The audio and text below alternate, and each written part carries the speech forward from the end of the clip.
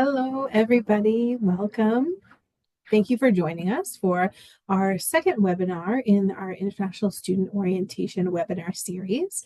As you know, today we're talking about health, wellness, health insurance, and staying safe on campus.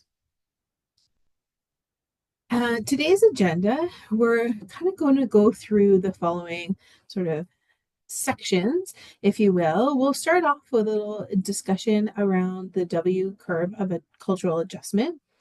I think that's a good starting point for us as we talk about wellness overall. And for yourselves as international students, we know that cultural transition also impacts your wellness as your body is adjusting and your mind is adjusting to being in a new place and space. We'll talk a little bit about fixed versus growth mindset. So if you're not familiar with the idea of sort of thinking about your mindset and shifting it, if you will, for positive results, we'll talk about that second. And then we'll get into sort of in the middle of the presentation, UHIP, some practicalities around the extended health plan coverage that you may have, whether you're an undergraduate student or a graduate student. We'll talk a little bit about how to access medical care in Canada, as well as services to support your health and wellness, both on campus and off campus. And then we'll end off with a section on practical tips for staying safe, again, both on campus and online. So at this point, we're going to launch a little bit of a poll just to see who's in the room, and that'll stay up for the duration of the webinar. And that way we'll know who's in the room. Thank you. Also, a reminder, throughout the webinar, you're welcome to submit questions using the Q&A button at the bottom of your screen. So we have staff members are ready and willing to answer your questions throughout the presentation, and then we'll take up questions, of course, at the end as well. All right, before we get into it, I'd just like to introduce myself. My name is Francesca Mancuso Silva, and I work at Western International, helping students with the transition to Western and to London. I am joined today by my colleagues Olivia and Fabiana, and they'll introduce themselves as they take on parts of the presentation today. All right, so if you haven't seen this already, if it's unfamiliar to you, the W curve of cultural adjustment, we like to highlight for new students to sort of normalize your experience as newcomers to this place.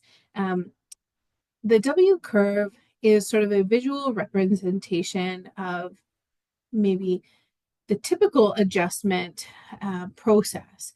So you'll see sort of step one, when you first arrive, perhaps some of you are still here in that honeymoon phase. Everything is exciting, it's new. You're, eager to explore, eager to meet new people. You're feeling comfortable and confident to some extent.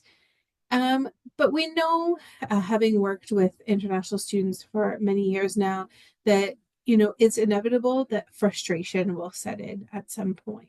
If you join us for the first webinar, we talked a little bit about the February crash, and we often see new students who start in January term that by February, by reading week, assignments start to pile up. You're preparing for exams, perhaps. There's more demands on you from your supervisor if you're a graduate student. They've given you some time to settle in, but now the work needs to be done.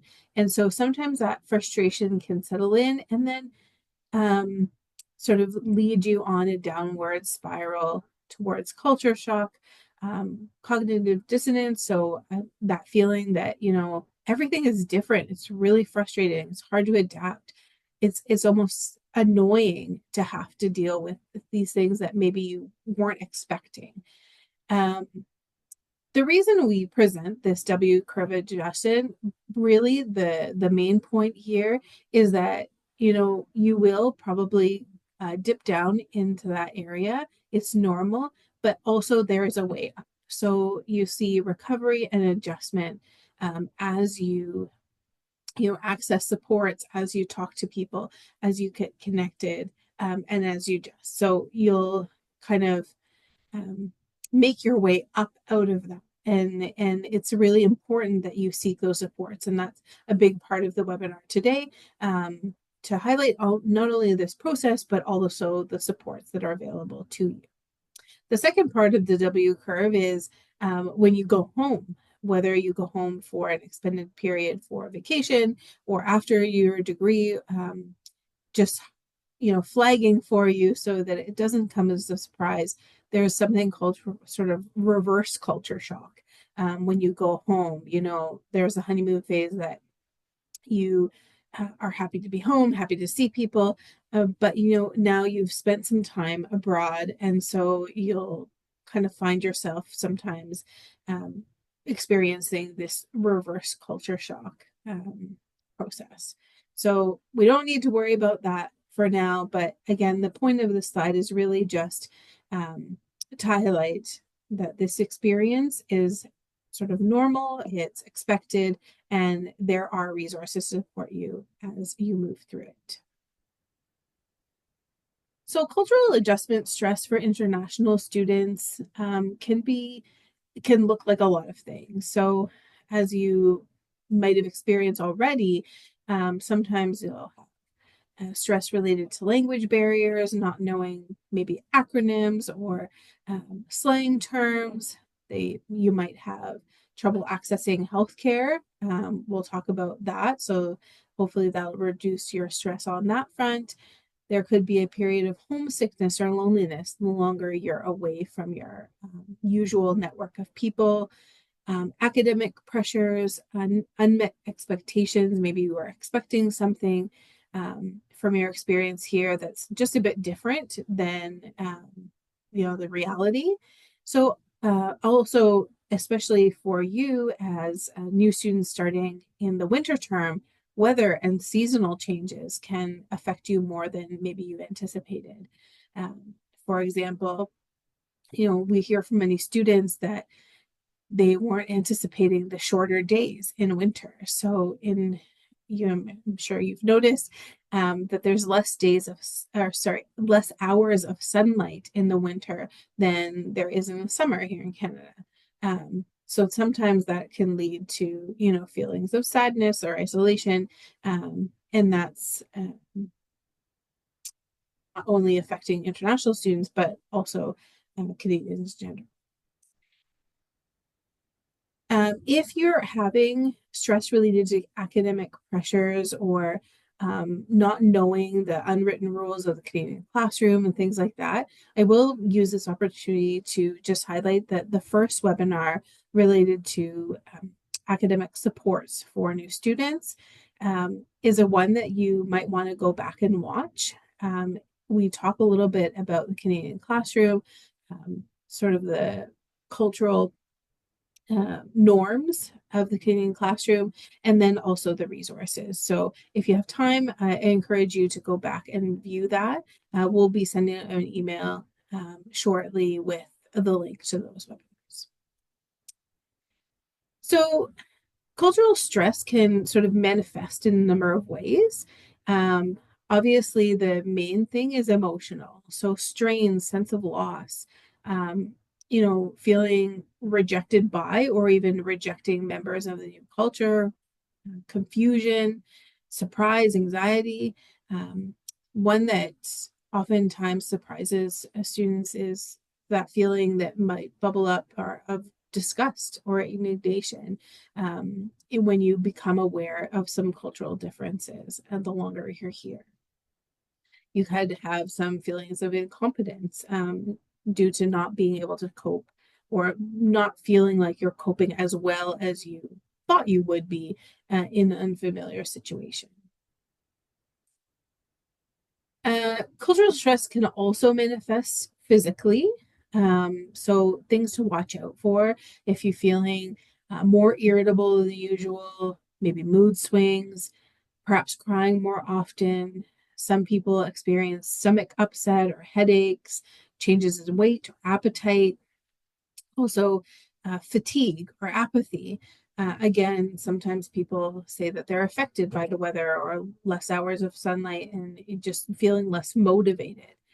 Um, Often, when you're stressed, you hold tension in your shoulders, in your arms, so you might feel it physically that way. And then when you're stressed, your body is just less able to fight off things like viruses or infections. So you might be chronically ill with a cold, for example. Um, so these are also all possible symptoms of cultural stress. And we know that these affect new students and newcomers quite. Cultural stress also can manifest in sort of changes in behavior, whether you notice these in yourself, your roommates, your friends. Just keep an eye out for things like, being more withdrawn, if you have difficulty concentrating, maybe changes in sleep or eating habits. Um, Oftentimes, we find students turning to other coping mechanisms. So, for example, drinking or substance abuse, persistent boredom, even though you're, busy. Oftentimes, students are just get uh, caught in a sort of scrolling cycle just to sort of disassociate from the feelings that what they're feeling. Um, Also risk taking behavior and stereotyping the local culture. So again, when you start to move from the honeymoon phase to more of the culture shock or frustration, your mindset is a bit less positive. Okay. So some strategies. Number one, understand that it's a process. Always think of that W curve and that know that with the right supports and with reaching out, you're gonna go upwards and forwards. Know that you're not alone. This is not a unique experience. All students, but especially international students, oftentimes experience those struggles. Uh, Another strategy is, like your mom or your dad, I'm sure often tells you, eat healthy foods, get enough sleep, exercise, spend time in the sun if you can, even though it's cold outside, going for a brisk walk really can help reset your mood and reset your mindset. Get and stay connected, both with new friends here, but also with friends and family back home. Seek support when you need it. Learn more about Canadian culture. Like I said, we talked about it a little bit in the first webinar, so go back and see that in terms of the academic culture in Canada, but also, join things like the ECP program or visit Global Cafe to really get to know sort of Canadian norms and culture and talk to people about it. Share your experiences with others.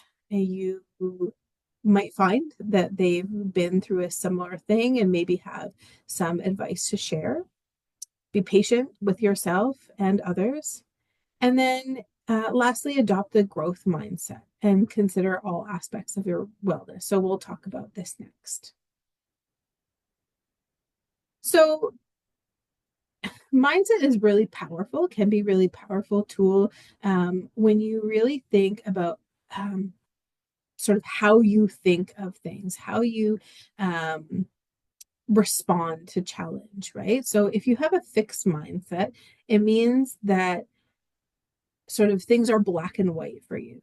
And when faced with a challenge, you're thinking, just I give up easily, period.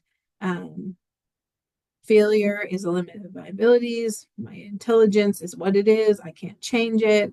I'm just going to avoid challenges at all costs. I'll just stick to what I know.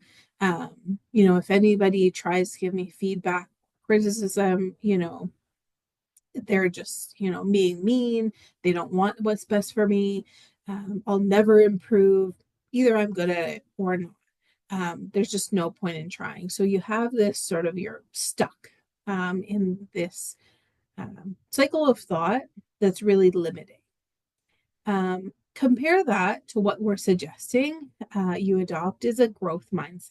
So trying to face challenges with the mindset of, I'm trying new things. I can learn anything if I try. Failures, just an opportunity for growth. I can always develop my intelligence, my skills.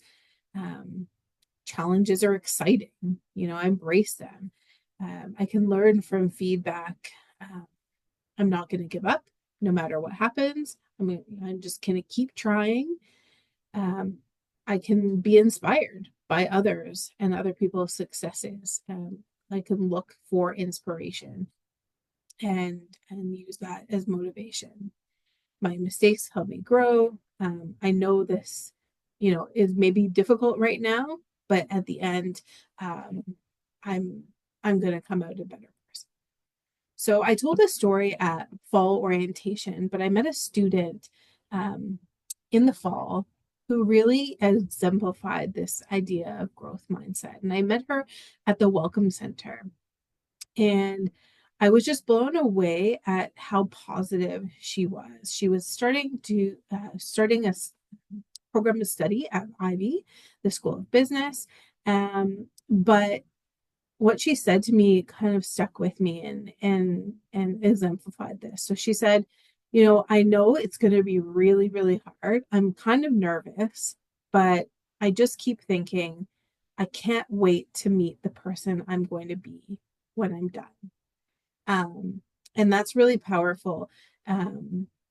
So she was thinking, yeah, it's going to be hard. It's going to be a challenge for sure, but I expect that I will be a different person in a good way once I'm done my program. So I encourage you to sort of adopt that sort of mantra that she shared with me, because I think it's really a positive way of thinking about your experience here at Western Canada.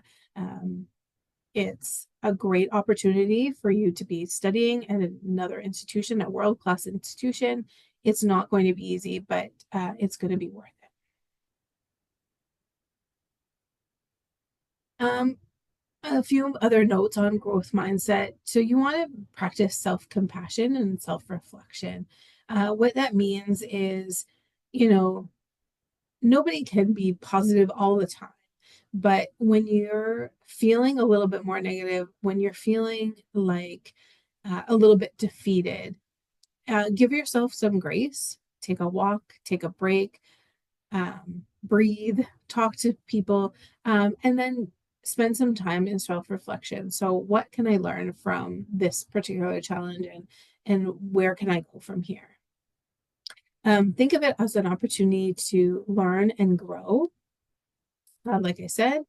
And then having this type of mindset really can help you deal with challenges, make you stronger, encourage you to step outside of your comfort zone.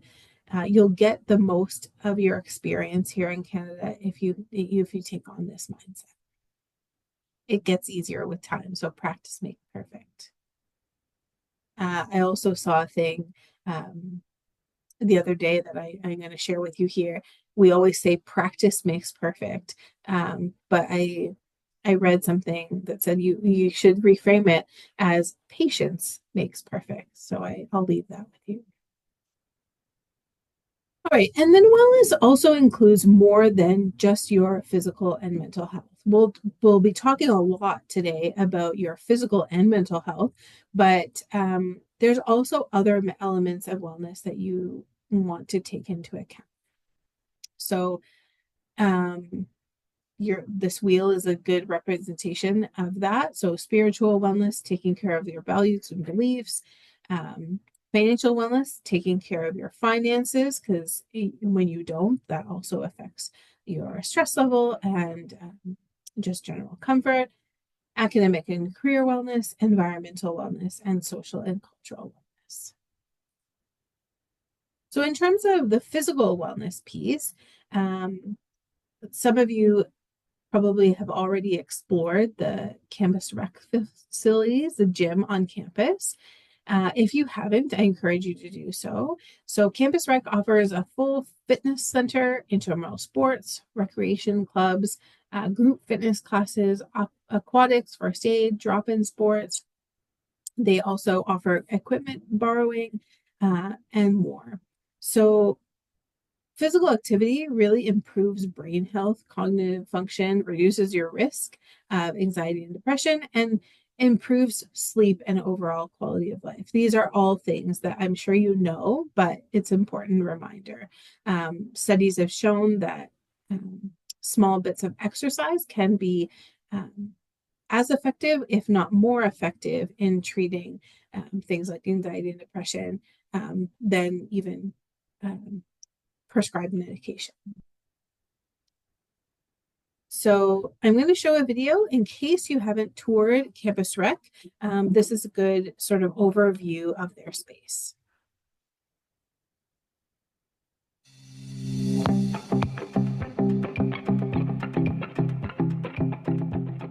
Welcome to Western Campus Recreation and the Western Student Recreation Center. When you arrive, you'll be asked to scan your Western One card at the welcome desk. Please follow all instructions for entering and exiting the building, which will be indicated via signage. We have a variety of activities and programming available for members to use. An Olympic-sized swimming pool where we host championships, meets, swimming lessons, lap swims, and much more.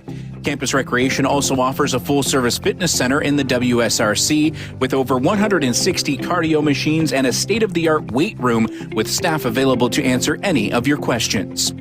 Campus Recreation in the WSRC contains 6 gyms which are used for recreation-based sport clubs, drop-in programming, intramurals, and more. A wide range of group fitness classes are also available for all skill levels. Our facility has 6 squash courts available by reservation. Change rooms are open for members during our regular hours of operation. Mobile devices are not permitted to be used while in the changing rooms. We have a variety of equipment available for loan or rent at our equipment desk. A membership card or photo ID must be presented when signing out and returning equipment. Intramurals are usually offered in fall, winter, and summer sessions with various indoor and outdoor sports available depending on the season. In addition to our programming in the WSRC and our outdoor fields, we also offer both jogging on our new track and skating on the arena ice in the Thompson Recreation Athletic Center. In addition, Western Campus Recreation provides additional services and programming. You can visit our website for more details. We also have hundreds of experiential opportunities available for students. For more information, visit our website at uwo.ca/campusrec. Awesome. Yeah, so if you haven't explored Campus Rec, I encourage you to do so. So other ideas for taking care of yourself, those other wellness pieces, academic wellness, I already mentioned, review ISO Webinar 1. Spiritual wellness, you can visit the Wellness and Wellbeing website for more information about chaplaincy, spiritual gathering places, multi-faith spaces. I'm going to ask Sylvia to pop that link in the chat so you can see, where on campus can you find a quiet space if you need to gather with others or find a quiet space on your own. On campus, there's many spaces that are dedicated to that. Social and cultural wellness, encourage you to join cultural groups and clubs on campus. Of course, go visit Global Cafe and get involved maybe in student leadership once you're settled here. In terms of financial wellness, we have a whole section on money and taxes on our website. So that provides lots of tips and information around budgeting, banking in Canada, if that's something that you need resources for. Right. I'm going to pass it over to my colleague, Olivia, to talk about UHIP and extended health coverage. I know this is a topic that sometimes can get confusing. So if you have any questions while Olivia is speaking, definitely encourage you to pop them in the Q&A box. Thanks, Francesca. Hi, everyone. So I'm going to talk a little bit about UHIP and extended health coverage as well. Just give me 1 second while I get some control. Here we go.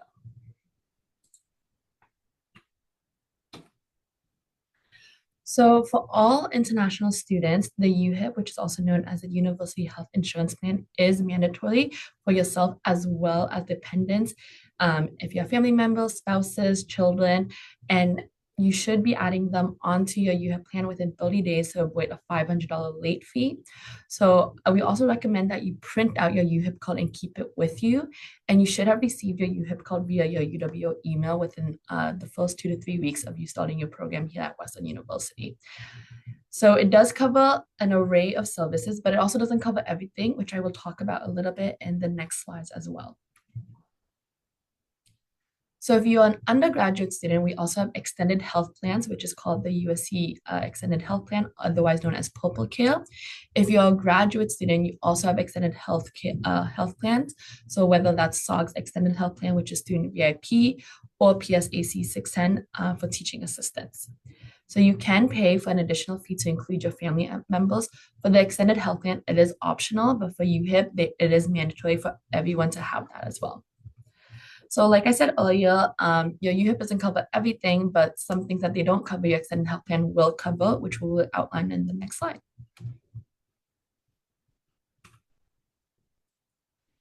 So UHIP covers hospital visits, x-ray, doctor appointments, and surgery. They don't cover prescription drugs, dentist appointments, optometrist appointments, and eyeglasses or contact lenses. But an extension of that up to about 80% of it is covered by your Purple Care, your SOGS, or your PSAC benefit plan, which otherwise known as your extended health plan. If you are, for eligible international students, you're automatically enrolled in UHIP and the extended benefit plan, whether you're an undergrad or graduate student. So how do you submit a claim? So some providers or clinics will have the option to direct bill to your UHIP and extended health plan. So this is why we also encourage you that you download, you print, and you keep on hand your UHIP and your benefits card. If a clinic can't direct bill you, you must pay for the service first and then submit a claim for reimbursement. We do encourage you to go to the clinics that we have available on campus to make it a little bit easier for the direct billing portion of it as well. So accessing medical care in Canada might be a little bit different compared to your home countries or where you are coming from as well. So we're going to touch base a little bit of what that looks like accessing this in Canada and specifically in London and on campus. So in case you need medical care, we do say to see a doctor on campus. We do have the health and wellness services, which is available in Thames Hall. Here in Canada, if you are looking to see a specialist or for any doctor other than a general practitioner, you will need a referral. So your first step is actually seeing a doctor in one of the things that we've listed. So whether that's a general practitioner, if you do go into a walk-in clinic, they are eligible sometimes to refer you to a specialist or to for the more specialized doctor as well. In case of an emergency, we do say encourage you to call 911. But again, please remember to bring your UHIP card and your claim form when you're going to the doctors, whether that's a walk-in clinic, general practitioner, or on campus as well. We encourage you to take photos of your claim forms and keep track of your UHIP cards and your documents in case there's any situations when you have problem direct billing or claiming that amount later on. So on campus, like I said earlier, we do have a variety of services available for all students. So we have the health and wellness services where you can get some medical care, counseling, psychiatry. If you have any questions about birth control, allergy, COVID testing, as well as allergy testing, flu shots, just a whole list that we have listed on there on that slide. We also have UCC Dental for anything related to your oral surgery or teeth, any cleanings, dental, anything like that, which is available in the UCC lower level. On the same level, we also have Campus Vision for eye exams, contact lenses, glasses. And again, if you need a referral for anything further on, then the basic that they can offer you at Campus Vision. If you're looking to fill a prescription, we also have the Western Pharmacy, and we also have a chiropractic available on the lower level of the UCC. So it's a one shop. Again, we encourage all students to access these on-campus health services too.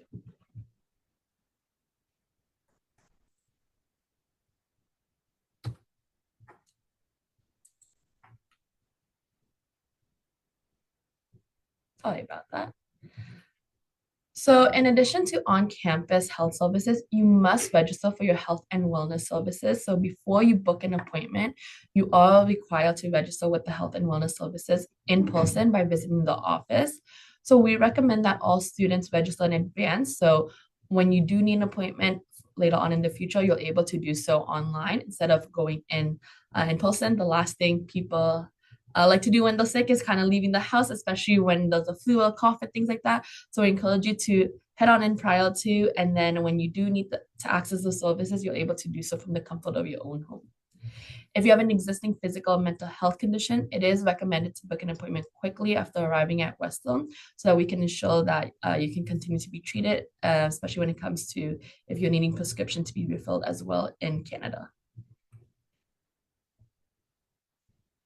So in-person mental health support, again, Health and Wellness Services provides professional and confidential services free of charge. So this is available to all students needing assistance to meet your personal, social, academic goals. Appointment information is kept confidential. It does not appear on your academic record and is not shared with anyone without your consent. So services included consultation, referrals, group and workshops, brief change-oriented psychotherapy, and same-day crisis appointments. In addition to that, something that is relaunching this semester is a group for international students by the Health and Wellness Services. It's a way for you to connect and share with others, as well as a space for you to find support for the issues that affect you as a student at Western and in Canada. It runs on Tuesdays from 1:30 to 2:30 p.m. with the dates throughout the semester, and then the snacks and drinks available.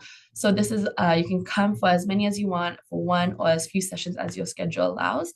So you're able to kind of pop by whenever works for your schedule. The next upcoming one is a conversation on friendships, which I think will be a fun one for students to join in on. So if you want to register for more information, you can contact health@uwo.ca. So peer support on campus, we also do have physical locations for undergraduate students. The USC's Peer Support Center provides non-judgmental, non-professional, confidential support from trained peers. So they are open from 10 a.m. to 4 p.m. on weekdays in the UCC Room 40 during the academic year. If you're a graduate student, the peer support drop-ins are a service run by Graduate Peer Support Committee, and drop-ins aim to help graduate students address any issues that they are facing and providing them the opportunity to discuss these issues with a trained peer.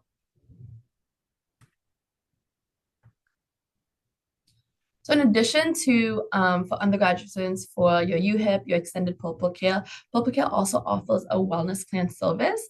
So this is a way for you to discover a variety of helpful solutions and important information to help you achieve optimal mental health. So they do have a mental health assessment, online counseling, financial wellness, my toolbox. I do encourage everyone to take advantage of this opportunity as it is a part of your services.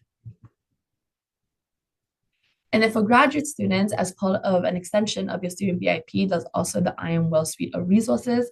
So we've listed some of the things that are available to you, such as counseling. If you need some free legal advice for 30 minutes or so, you can meet with a lawyer, financial budgeting, nutrition, life and health coaching, CCBT, Well Aware, and concierge as well. Again, these are included as part of your student VIP wellness extended health. So as a Western student, you also do have access to digital mental health support. So the two that we've listed is Together All, which is a global peer-to-peer community that offers 24/7 support to students. You remain completely anonymous during this session, and it's monitored by trained therapists. You can access this service for free. We also have a wellness navigator that offers a confidential self-assessment for students to monitor their own mental health and well-being. And there's also a Good to Talk confidential 24/7 helpline as well for students. So staying safe on campus. All right. Thanks, Olivia. One thing I just wanted to add before we move on from the UHIP and healthcare conversation, one question we often get from new students is, what's the difference between urgent care and the emergency room? So the main difference is that for urgent care, obviously they're not open 24 hours a day, 7 days a week. People are encouraged to use urgent care instead of an emergency room if you have a situation that's not life threatening. So, for example, you're, playing soccer and you twist your ankle, you're not sure if it's broken or fractured, or if something more serious is going on. You're not at risk of dying in that situation, but you do need urgent medical care beyond, a walk-in clinic or seeing your family doctor. So in that case, you would go to urgent care. You'll probably be seen much more quickly than if you went to an emergency room. You could also go into an emergency room if it's after hours, if urgent care is closed. But typically, the idea is that you're using the emergency room for sort of more serious emergencies if you're having, chest pain or you pass out for some reason, if you need to be taken to see a medical doctor overnight or weekend, when everything is closed is urgent in nature, that's when you're going to find yourself in an emergency room. So the nearest emergency room is at University Hospital, so right here on campus. Other options are Victoria Hospital on the other end of town. So the other thing I wanted to mention with regards to, navigating the Canadian healthcare system, there's a service called Health 811. It's formerly known as telehealth. So you can call that number. Maybe we can go back to that slide. Um, Health 811 is really to help you navigate, where you should go. If you're unsure, you can call that number. Of course, if it's an emergency, call 911 and paramedics and ambulances will be on their way. Right. Moving on. In terms of staying safe on campus, a few things that we want to highlight. Western has their own sort of police service, if you will, called the Western Special Constable Service, which operates 24 hours a day, 7 days a week. They have jurisdiction on the Western University campuses and affiliate colleges. So their role obviously is to ensure a safe and secure environment for all students. That being said, if a crime occurs just outside the campus gates, outside of their jurisdiction, Western Special Constables are in contact and collaborate with London Police Services to continue any investigation. So when you call 911 from campus, from a campus phone, you're going to be directed to this constable service, special constable service. They also have a non-emergency phone line and an email address that you can use. Western Special Constable Service is located in Lawson Hall, room 1257. Also within that space is the lost and found. So if you lose anything on campus, you can visit them in their office to see if it's been returned or been found. The special constables do both the foot, bike, and vehicle patrol on campus. And like I said, liaise with community partners and are a service to our campus community. You might have noticed across campus, there's these blue emergency phones. They connect directly with the Special Constable Service. So if you're walking on campus at night, if you notice something, an accident, somebody falling, if you yourself are in need of support for whatever reason and you want to connect to law enforcement, you just push the button on those blue emergency phones and it'll connect you directly to them.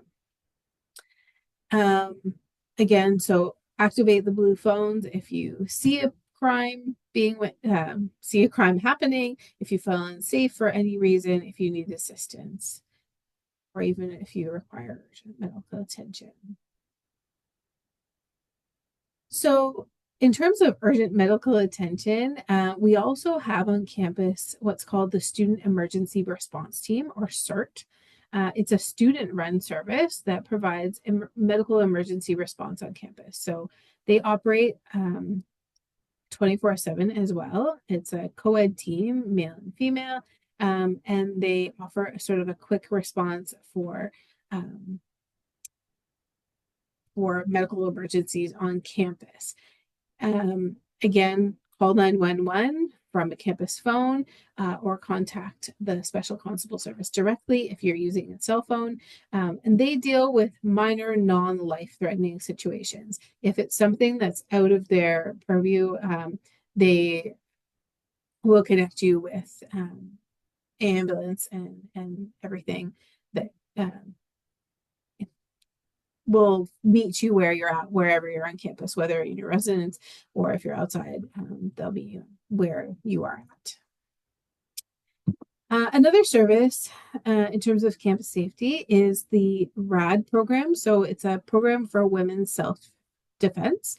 So if you're interested, you can learn some personal safety tips, awareness tips, risk reduction, practical defensive techniques, so both verbal and physical. It's a group class, and it's open to all Western community members. So it's free, but there is a deposit required, and then that'll be refunded once you complete the course. They just want to make sure that you are signing up with the intention to complete the entire course. So if you go to that website on the bottom, you'll see when it's being offered next. Also, Alert Western U is our mass notification system. So if you have, which you should, UWO email, you'll be automatically registered for the Alert Western U. And the purpose of this service is really alerting you to any situations where you might be in imminent danger that require campus evacuation or weather emergency.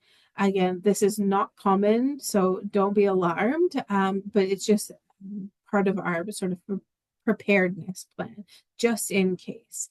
So if there's, London is not a hot spot for things like tornadoes or extreme weather, but it could happen. So definitely you're encouraged to customize your profile. You can set sort of emergency contacts within Alert Western U and preferences, how you want to be alerted. Yeah, so there's also an app, a mobile app for Apple and Android platforms. And so app notifications will come to your phone quicker than an email in case of emergency. And it's like having that blue phone right on your phone. So you can directly connect to the Special Constable Services using it. Also on campus, we do weather monitoring. So again, alerting the community of severe weather, if it's a tornado, or storm, particularly strong storm. There are sirens located at Alumni Hall and Social Science Center. You may have heard them already. They are tested the first Wednesday of every month at noon. So if you heard a strange sound, that's the weather alert. And so if you hear that sound outside of those testing windows, you want to seek shelter immediately, go to a low level, and listen until Environment Canada issues an all clear.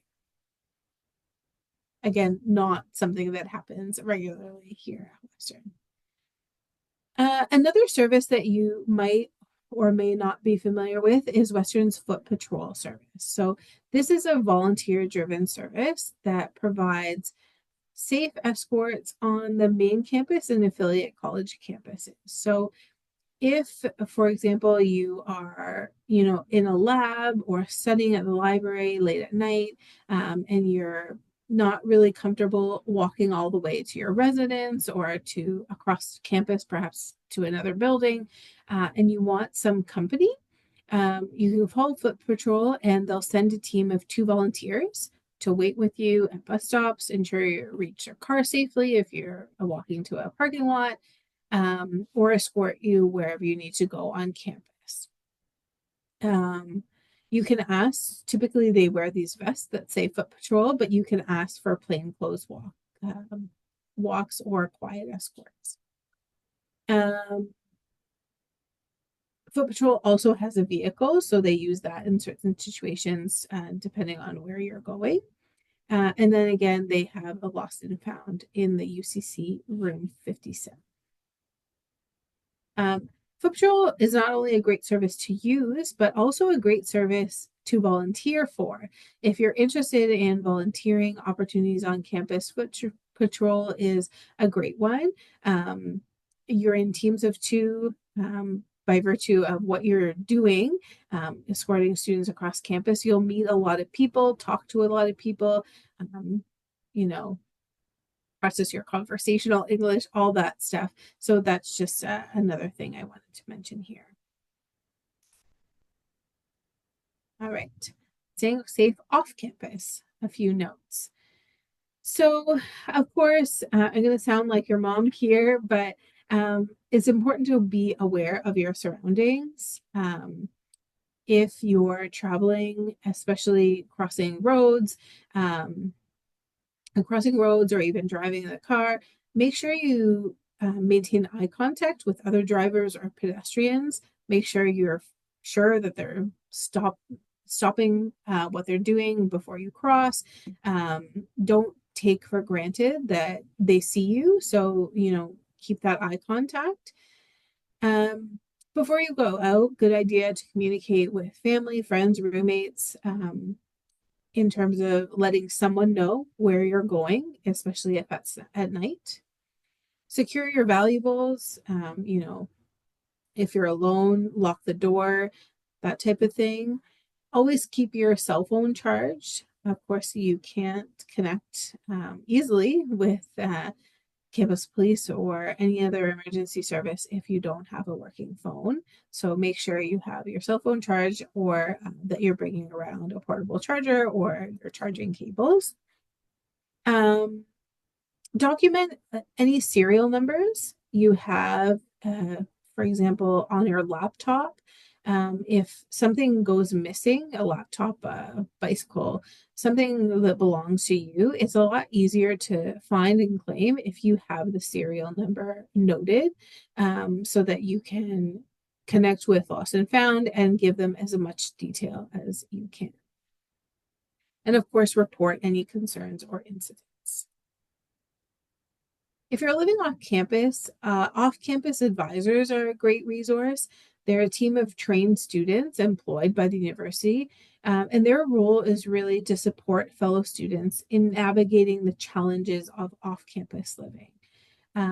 So if you're living on campus, you have RAs and DONs and others to help you navigate this situation. But off campus, we know that you also need support. So the off campus advisors are a great resource. So they can help with, if you're having an issue with your landlord, rental problems, maybe you're unsure of local bylaws, you've received a notice or a complaint, even a visit by police saying you're making too much noise or things like that. If you're not sure about the bylaws, the advisors can help with that.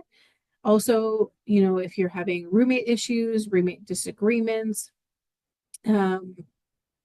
they can coach you through or give you some advice on, how to deal with those situations. The idea is that we want to ensure that you have a smooth and enjoyable off-campus living experience. In terms of going off campus, whether you live off campus or you just, going to the mall or somewhere else, often students don't know that you can request what's called a courtesy stop from London Transit. So, of course, all bus routes have designated stops. But for example, if it's late at night, bad weather, and the stop that you normally get off is a bit of a walk to your home or to wherever you're going, and it would be easier for you or safer for you to stop between stops, for example. Between two stops, you can request what's called a courtesy stop from directly from the driver and say, can I request a courtesy stop between this stop and the next one? And they'll do it. Onboard safety in terms of London Transit, there's audio video surveillance, and drivers have the ability to contact the police if anything happens on the bus. They're equipped with digital recording devices, not only to keep you safe, but also themselves. And then nearing exam season, you might hear about the Mustang On Demand and late night exam shuttles for undergraduate students specifically. So this is a service offered by the University Student Council to get you home safely during those late nights spent studying at the library and things like that. So more information will be shared about that closer to the exam period. You might have heard, and if you're an undergraduate student, you did the module on gender-based and sexual violence. But what gender-based sexual violence refers to is any violence that targets sexuality, gender identity, or gender expression. So it includes a range of acts, including sexual assault, sexual harassment, stalking, and then even sort of on the other end, cyber harassment, or verbal harassment, right? And gender-based violence occurs without the victim's consent, whether that's physically or psychologically. So if you're ever in a situation where you think you've been a victim of, or you've been a victim of gender-based violence, we encourage you to reach out to the gender-based violence and survivor support case manager. That's a mouthful, but they're there to support students through any instances where this might happen. So we take it very seriously on campus. So definitely reach out if you ever, again, we hope that that's not the case for you. But know that there's supports if it does happen. In terms of late night safety tips, again, choose destinations in advance, inform somebody where you're going, ensure your phone is fully charged, bring ID, emergency cash, and then on your cell phone, most cell phones have a feature where you can sort of mark certain contacts as your emergency contacts. That can be helpful in the case that you are impaired, for example, or you pass out or something, that somebody can call your emergency contact even if your phone is locked. During the night, make sure to stay hydrated, especially if you're drinking. We recommend sort of alternating alcoholic beverages to 1-to-1 with a glass of water. Watch your drink. It does happen, unfortunately, that there are people who could put something in your drink if left unattended. So if you leave your drink on a table for any period of time, even if it's just a minute, we recommend just abandoning it, getting a new one, just to be safe. Stick with your friends, and obviously ensure everyone looks out for each other. Oftentimes, this might be your first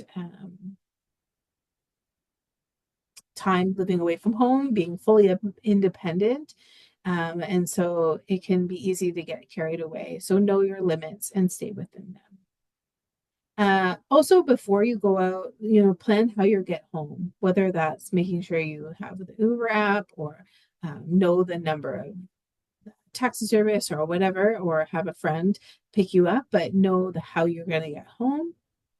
And then if you venture off from your group for whatever reason, keep them informed so that they're not looking.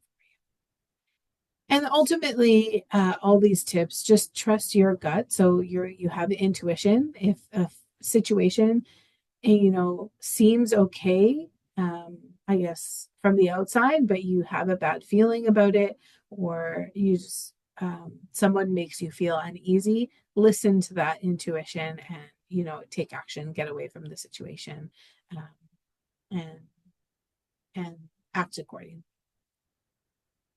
Okay. The last section is around cyber safety. I know not super exciting a topic, but one that we like to cover with international students, especially because you can be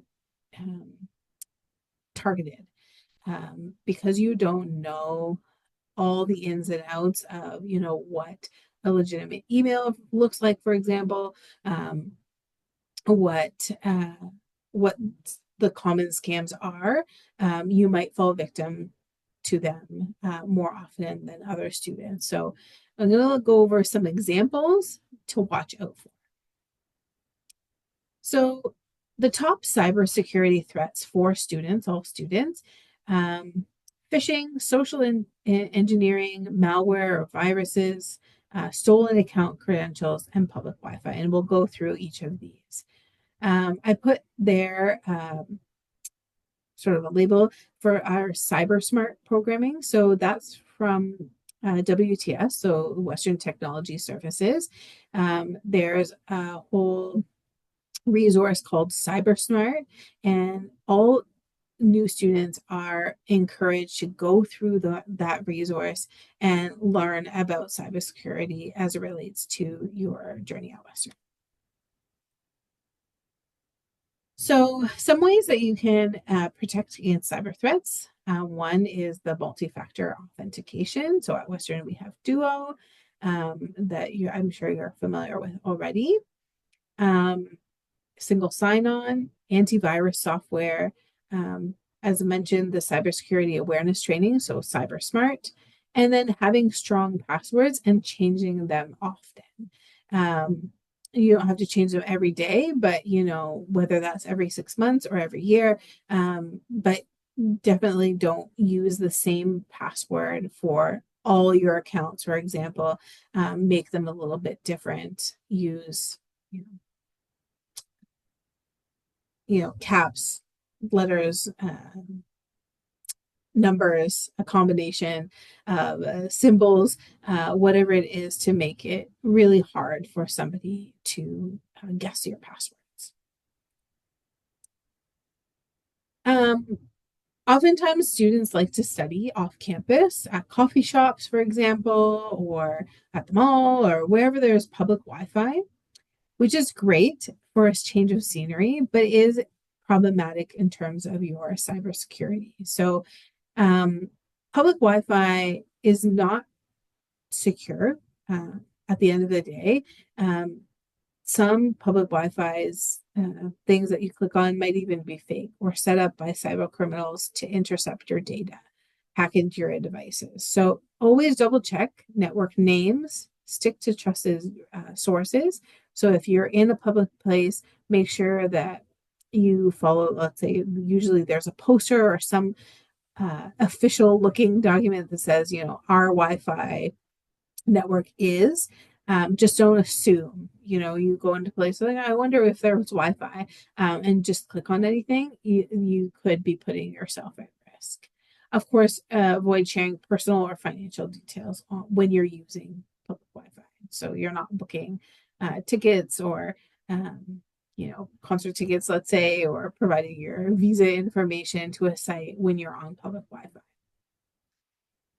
On campus, the wireless provider, I'm sure you're already connected, UWO Secure. So for all students, faculty, and staff, that's your secure network for studies and research. You're using your UWO username and password. Eurodam is also a secure worldwide roaming access service, so developed for the international research and education community. So once you set it up, you can access the internet at institutions around the world. So again, you're logging in with your Western email and password. So phishing scams can look different depending on the scammer. One option is sort of unexpected requests. So if you see for example, the government or even Western legitimate organizations asking for personal information through email or text. So ask yourself, does this organization really need my personal information? Shouldn't they already have it?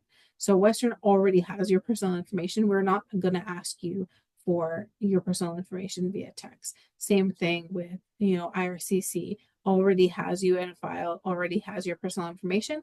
They're not going to email or text you for confirmation of that. So hesitate before answering anything like that. Could be suspicious links, so be cautious before clicking on any links in an email or text, especially if they're from unknown sources. That's a common trick used. Poor grammar and spelling, that's usually a dead giveaway if it's a phishing scam. So professional emails really don't include errors. They're checked by multiple people before they go out. So if you notice spelling mistakes, that should cause you to pause and hesitate again. If they use words like immediately or urgently, act now, you only have 12 hours to do this, that's also another telltale sign of a phishing scam. So urgent requests for action, threats of consequences. If you don't do this in the next 2 hours, your study permit will be revoked or something. If you see that, it's probably a phishing scam. Legitimate organizations are not going to rush you or use scare tactics. Other types of scams that we've seen, especially that target students, are job scams. So scammers offering fake job opportunities to international students, offering promises permanent residency or things like that, asking for personal information or payment in order to go into an interview, things like that. These scams, really the goal of them is to steal your identity or steal your money. So make sure that you're looking at legitimate job opportunities, and again, use your intuition. So if you think something seems wrong, seems off, pause, do not respond, don't go forward. Sometimes students receive fraudulent emails about grants or free money, whatever the case may be. Again, all you need to do is send us your personal information, your bank information, and we'll deposit this free money into your account. If it seems to be too good to be true, it probably is. So again, pause. The QR code for the cybersecurity awareness training is at the top as well. Housing scams. Hopefully at this point you're all settled wherever you're living, on campus or off campus. But if you are ever looking for another accommodation, scammers often post fake rental listings targeting students. So they're asking for deposits or rent upfront before you even see the place. And then once the payment is made, the scammer just disappears. And you're left without your money and without any housing. So make sure, again, that you see the the accommodation first before exchanging anything, and that you're very sure that it's a legitimate listing, and that you're dealing directly with the landlord or property management company. Immigrant scams. So again, this is a big one for international students. People posing as immigration authorities, threatening students with deportation if they don't pay a certain amount or disclose some information. Obviously, they know that international students in particular are fearful about visa issues, and they're really preying on that. So again, if they are using sort of urgent or fear tactics, urgent wording, fear tactics, asking for personal information, stop and identify that as a scam. So, for example, this is a type of an email that went out a while ago, last year, and you'll see it was sent from Julie Fan. Looks legitimate because it's from a UWO email address, so you might not think of anything of it. But what you need to pay attention to is that it was sent from a UWO account, but the contact person is another person entirely, and they're asking you to email another email entirely. So that's your first clue that this is a phishing email or a scam email. Again, they're offering free money and you don't have to pay it back. If it seems too good to be true, probably is. They're asking for private information, a mobile number so that they can spam you on text message as well. And they're saying, don't reply with your UWO address. Use a different address to reach us. Why is that? That's on purpose so that it doesn't get caught by Western. And then again, they're signing off from the Student College Board. Who is that? Do some research before you respond to any kind of email like that. Exist. Okay. So if you're unsure about an email that you receive and you're like, is this spam? Is it not spam?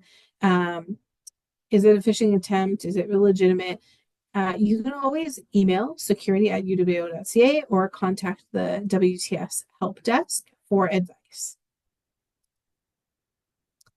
Again, government scams, be suspicious about emails, text messages, letters, or telephone calls from people claiming that they are CBSA, immigration, RCMP, or the Canadian government. Again, they're not going to contact you in that way, okay? Especially if it's threatening in nature or urgent, like they're not going to contact you. All right. This is sort of on the side.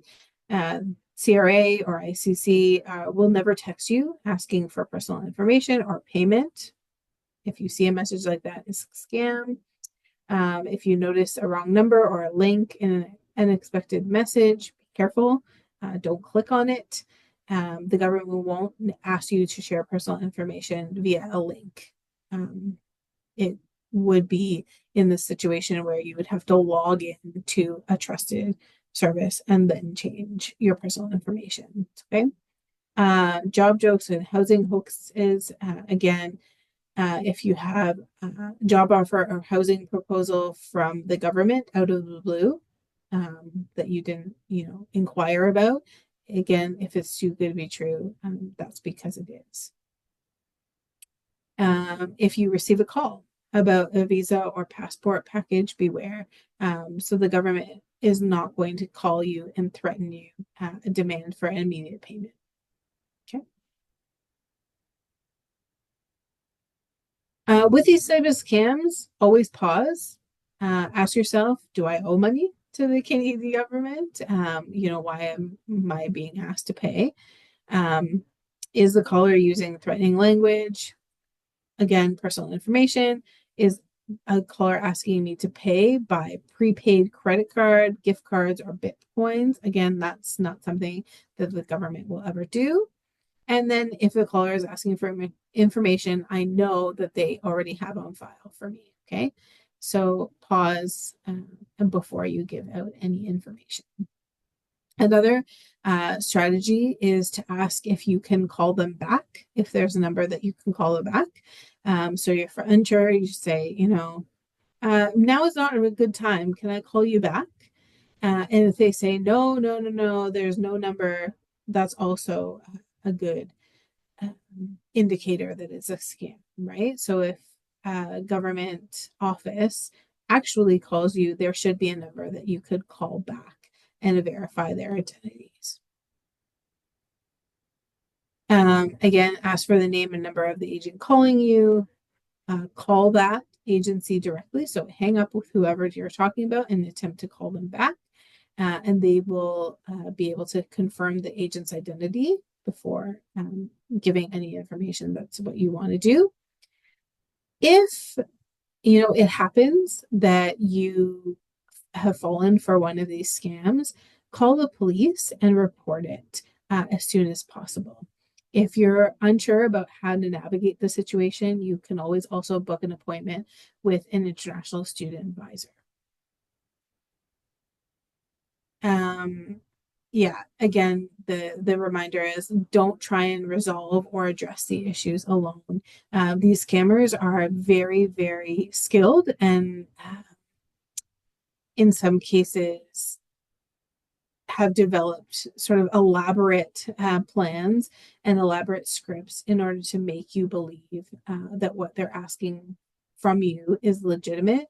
So sometimes when in your efforts to resolve or address the issue, you could end up being scammed even further. So if it happens on campus, reach out to the Special Constable Services, or if it happens off campus, contact Florin Police. All right, so that was a lot of information. Again, we'll be online for the next few minutes. If there's any questions related to any of the content today or any questions you have in general. But before we go, I just want to highlight what's next is the third part of the three-part webinar series, the final webinar for new students. And that one is really dealing with living in London, adjusting to life at Western. So, what to do in the city, how can you get connected to new friends, how to make the most of your time on campus and in London. And so that one is happening January 24th. You can find a link to register on the ISO schedule page as you did today. Also this week on Friday, we have our lunch for new students and families. So if you've registered for that, we look forward to seeing you there.